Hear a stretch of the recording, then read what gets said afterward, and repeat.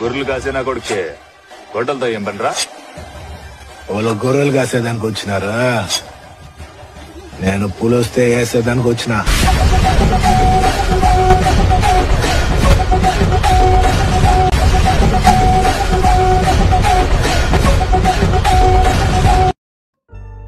Hi hello friends, మీరు ముందుగా demo video అనేది చూసారు కదా. సో అటువంటి డెమో వీడియో మీ మొబైల్లో ఎలా ఎడిటింగ్ చేయాలో నేను కంప్లీట్గా అయితే చెప్తాను. సో మీరు వీడియోని మాత్రం స్కిప్ చేయకుండా సో ప్లీజ్ ఎండింగ్ వరకు అయితే చూసి వీడియోని అయితే లైక్ చేయండి. సో ఈ వీడియో ఎలా ఉందో కామెంట్ చేయండి. సో నెక్స్ట్ వీడియో ఏ సాంగ్ మీద ఎడిట్ చేయాలో మీరే చెప్పండి. సో కామెంట్లో నేనైతే తప్పనిసరిగా అయితే చేస్తాను. సో నేను ఈ వీడియో సో మీరు కూడా ఈ వీడియో ఎడిట్ చేసుకోవాలంటే నేను కింద మీకు beat mark present, Sheikh effect present and ఒక ఫాంట్ లింక్ అయితే ఇస్తా. వీటిని మీరు డౌన్లోడ్ అనేది చేసుకొని ఎలైట్ మోషన్లోకి 2 ప్రెజెంట్స్ని ఇంపోర్ట్ చేసుకోండి. సో ఫస్ట్ ఇక్కడ నేను ఎలైట్ మోషన్ అనేది యాప్ అనేది ఓపెన్ చేసుకున్నాను. ఓపెన్ చేసుకున్న తర్వాత ఇక్కడ ప్రాజెక్ట్స్ ఓపెన్ చేసుకుంటే మీరు ఇంపోర్ట్ చేసుకున్న 2 పైన అయితే కానొస్తే నేను ఆల్రెడీ ఇంపోర్ట్ చేసుకున్నా కాబట్టి ఫస్ట్ మనం బీట్ మార్క్ ప్రెజెంట్ అనేది ఓపెన్ చేసుకుందాం.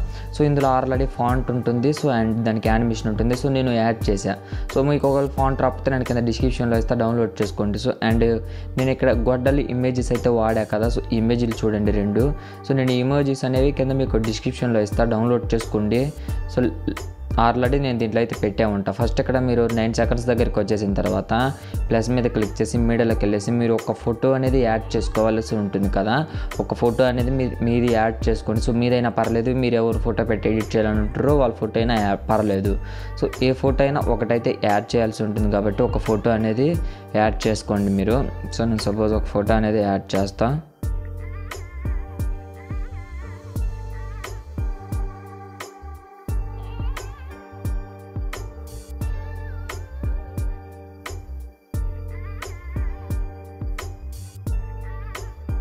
సో మీరు ఒక ఫోటో అనేది యాడ్ చేసుకున్న తర్వాత మీకు అది ఫుల్ స్క్రీన్లో లేకపోతే ఇక్కడ 3 డాట్స్ని క్లిక్ చేసి ఫుల్ కంపోజిషన్ ఏరియా చేసుకోండి.